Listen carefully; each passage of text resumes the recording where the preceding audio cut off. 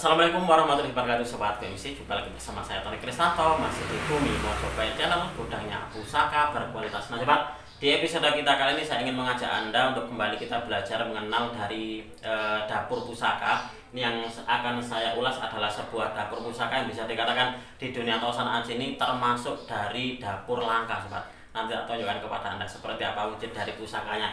Di sini nanti akan saya sedikit kita jabarkan, kita ulas tentang filosofi, makna filosofi dari dapur dan juga dari pamornya. Tapi sebelum itu Sobat, saya di sini ingin menjawab dari beberapa pertanyaan dari Anda, dari salah satu penonton gitu maksudnya. Ini dari @plengcilik234. Request cara menayuh keris Mas Tony, gimana tata caranya menayuh dengan benar dan sopan. Nah, seperti itu. Saya pernah mengulas dari cara menayuh pusaka. Kalau nggak salah waktu itu di video-video awal. Jadi video-video awal saya membuat video channel Bumi Mojopahit. Silakan Anda cari cara menayuh keris. Waktu itu narasumbernya adalah Pak Iwan. Nah, Pak Iwan. Kalau untuk saya pribadi, saya tidak akan membagikan sebuah keilmuan yang saya tidak tahu. Kalau saya memang tidak tahu, saya tidak akan memberitahukan. Karena apa? Karena kalau dipaksakan nanti akan salah, Sobat. Nanti akan salah kaprah.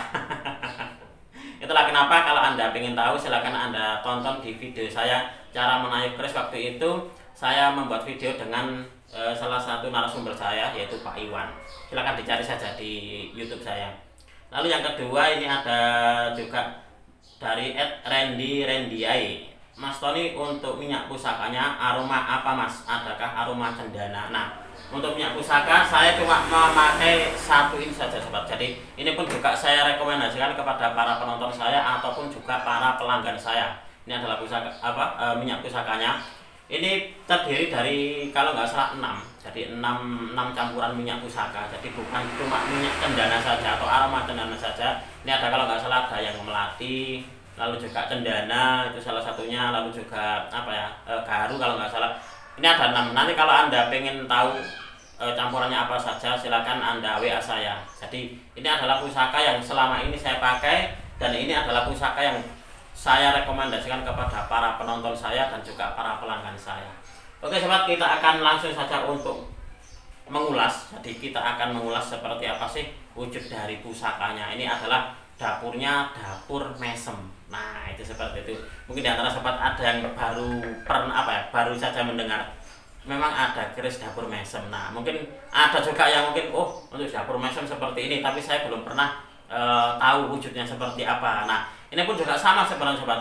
Beberapa waktu yang lalu saya itu sebenarnya tidak tahu ini kira-kira maksudnya di dapur apa. Nah, setelah saya membeli sebuah buku katalog. Nah, buku katalog ini di sini ada sebuah dapur pusaka milik dari salah satu kolektor yang ada di sini. Ini dapurnya adalah dapur mesem. Tadinya Sobat, dari teman saya itu menginformasikan bahwasanya untuk di dapurnya itu adalah dapur talang mas katanya gitu. Nah, ternyata talang mas itu adalah berupa sogokannya gitu loh. Sogokan berada di tengah-tengah bilah cuma 1. Nah, itu disebutnya adalah sogokan talang mas. Itu seperti itu. Kita langsung saja seperti apa sih wujud dari pusakanya, sekaligus kita nanti akan belajar. Saya akan sedikit menjabarkan tentang filosofi dan juga tuah dari dapur dan juga pamor dari pusakanya. Baik Sobat BMC, langsung saja di sini saya langsung membukakan salah satu dari pusaka kolektor yang ada di buku katalog ini Sobat. Nah, ini adalah dapurnya dapur mesem. Nah, mungkin di antara Sobat beberapa waktu yang lalu juga sudah menonton dari video saya, mungkin juga sudah tahu gitu. Mungkin juga ada yang belum tahu ini, wah saya masih belum tahu Mas Tony. Atau juga ada yang sudah tahu tapi masih belum pengen lebih mengenal jauh tentang dapur mesem itu seperti apa. Nah, di sini nanti coba kita akan sedikit mengulas, menjabarkan dari dapur mesem itu seperti apa. Nah, dia menghuni di Warangka Gayaman Paku Alaman Sobat. Nah, ini seperti ini, memakai pendok selorok kemaru merah. Pusaka ini bisa dikatakan kesannya itu memang saya buat agar berkesan meriayeni untuk di pusakanya. Ini untuk di kayunya sendiri adalah kayu Trembalu Sulawesi, menurut dari keterangan tukang saya seperti itu. Nah, ini pusakanya, warangkanya sudah bagus, dan untuk di pusakanya pun juga sudah dalam keadaan diwarangi, jadi sudah paripurna. Seumpama habis saya review ini ada yang berminat, ini bisa langsung saya maharkan Sobat. Nah, ini adalah wujud dari pusakanya. Ini adalah dapurnya dapur mesem. Nah, untuk di pamornya sendiri ini adalah pamor Banyumili sobat. Nah mungkin di antara sobat ada yang menganggap ini adalah pamor ini singkir ataupun juga yang lainnya, monggo. Tapi kalau untuk saya pribadi, saya lebih cenderung ini adalah pamornya pamor Banyumili. Karena di salah satu dari katalog saya yang satunya lagi kalau nggak salah ada keterangan yang seperti ini bentuk dari pamornya. Di situ keterangannya disebutnya adalah pamor Banyumili. Nah jika di antara sobat ada yang memiliki pusaka seperti ini, nah bentuknya seperti ini, dan dia ada sogokan berada di tengah-tengah, nah seperti ini. Ini adalah dapurnya dapur mesem. Nah dapur mesem kalau Anda melihat untuk di gonjonya, ini gonjonya untuk di pamornya dia nyampir sobat, jadi dia menembus ke bagian gonjonya. Nah ini modelnya seperti ini. Dan untuk di gonjonya sendiri ini seperti kayak gonjo wilut. Nah, coba kita akan sedikit mengulas tentang dapurnya sobat. Ini adalah dapur mesem. Mesem ini berarti senyum, gerak tawa ekspresif yang tidak bersuara untuk menunjukkan rasa senang, gembira, dan sebagainya dengan mengembangkan bibir sedikit. Itu adalah mesem. Mesem itu dari bahasa Jawa. Dalam dunia atau senaji, dapur mesem tergolong langka dan juga jarang sekali ditemui. Ada yang meyakini nih jika keris ini bertuah dalam hal mengangkat pesona dan citra diri pemiliknya agar nampak lebih berkarisma, sehingga banyak disukai orang di mana saja dia berada, dan juga membawa pengaruh kebaikan sang pemilik dalam setiap langkah kehidupannya. Wallahu alam bishawab. Nah jadi untuk dituah dari dapur mesem itu lebih kepada untuk mengangkat pesona dan citra diri pemiliknya. Mungkin seperti ini bisa dipakai oleh calon-calon, nah calon-calon kepala desa, calon-calon legislatif, mungkin seperti itu. Agar mendapat simpati dari masyarakat dari sisi dari sisi spiritual, mungkin seperti itu sahabat. Lalu untuk di pamornya, nah di pamornya ini adalah pamor Banyumili. Ini kalau menurut saya adalah pamornya Banyumili, yang berarti air yang mengalir. Pamor Banyumili ini adalah simbol sebuah harapan dari sang pemilik agar rezekinya senantiasa mengalir seperti air dan bisa memiliki kehidupan yang adem, ayem, tentrem. Meski sederhana sobat, namun pamor Banyumili memiliki makna yang dalam tentang kehidupan. Hiduplah seperti air yang mengalir dan menjadi sumber kehidupan bagi sesama di muka bumi. Air selalu mengalir dari atas ke bawah.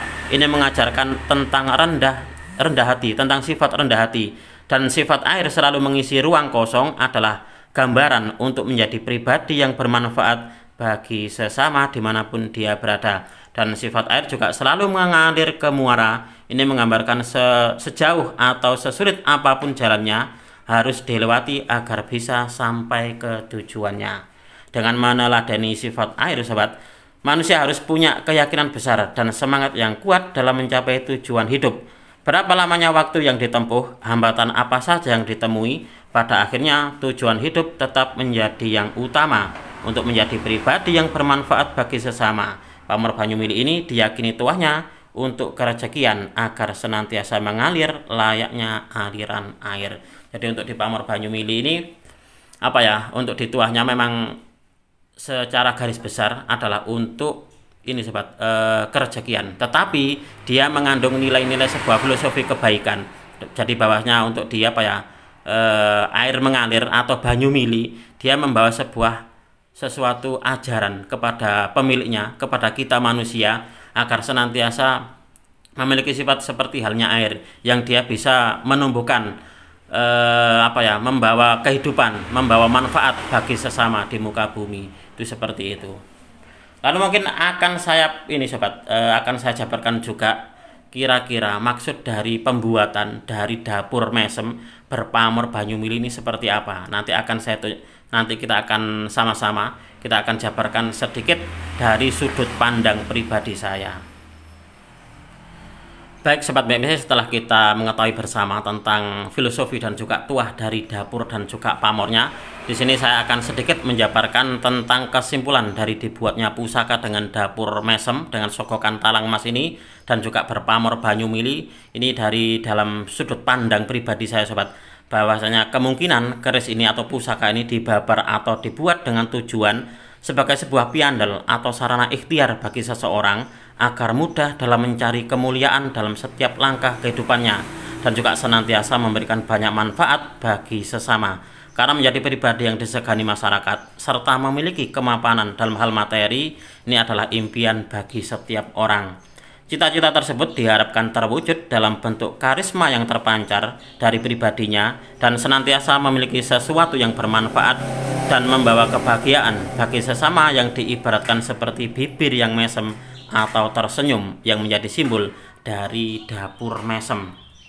Selain itu, dalam pamor Banyumili ini ada wujud harapan atas keberkahan dalam banyaknya harta benda atau rezeki laksana air mengalir yang nantinya bisa membawa manfaat bagi dirinya, keluarga, dan juga masyarakat di sekitarnya. Lalu kita akan lanjut untuk dirincikan sogokan talang mas. Jadi talang mas ini berarti tempat untuk mengalirkan air yang terbuat dari emas. Itu adalah arti dari talang mas. Menggambarkan sebuah keluhuran budi pekerti untuk senantiasa menyalurkan kebaikan bagi siapa saja yang ada di sekitarnya. Pamor Banyumili yang menyeberang ke Gonjo ini menyeratkan sebuah ketulusan yang tidak pandang bulu. Siapa saja dan dari golongan mana saja diharapkan bisa merasakan manfaat dari kebaikan sang pemilik pusaka. Pada akhirnya harapan dari sang pemilik keris ini agar dalam ikhtiarnya senantiasa dijadikan menjadi pribadi yang tidak hanya disegani karena wibawa dan harta bendanya saja, namun lebih pada ketulusan dan keikhlasan yang mampu membawa manfaat yang bisa dirasakan oleh siapa saja dimanapun dia berada. Jadi membawa membawa sebuah kebaikan di mana saja dia berada. Pusaka sejatinya adalah media doa dan harapan pemiliknya kepada Tuhan yang Maha Kuasa. Dengan memiliki pusaka, diharapkan kita akan selalu ingat dengan harapan dan doa yang sedang diperjuangkan. Memiliki pusaka ini sama halnya memiliki sikap seorang hamba yang selalu mengharap pertolongan Tuhan dalam setiap sendi kehidupannya. Dan memiliki pusaka ini sama halnya memiliki komitmen untuk berperilaku luhur sebagaimana harapan dari para leluhur. Nah, kira-kira seperti itu sobat dalam sudut pandang pribadi saya. Apabila ada kesalahan dan juga ada kekurangan dalam saya menyampaikan uraian ini tadi, saya memohon maaf yang sebesar-besarnya. Dan ini pun juga harapan saya bisa menjadi sebuah pembelajaran, bisa menjadi sebuah pengetahuan, sedikit pengetahuan khususnya bagi Anda para pecinta tosan aji pemula. Oke, sekali lagi jika di antara sobat ingin memiliki dari pusaka ini, bisa nanti langsung menghubungi di nomor WA saya. Dan sekali lagi, apabila ada kesalahan dan juga ada kekurangan dalam saya menyampaikan uraian ini tadi, saya memohon maaf yang sebesar-besarnya.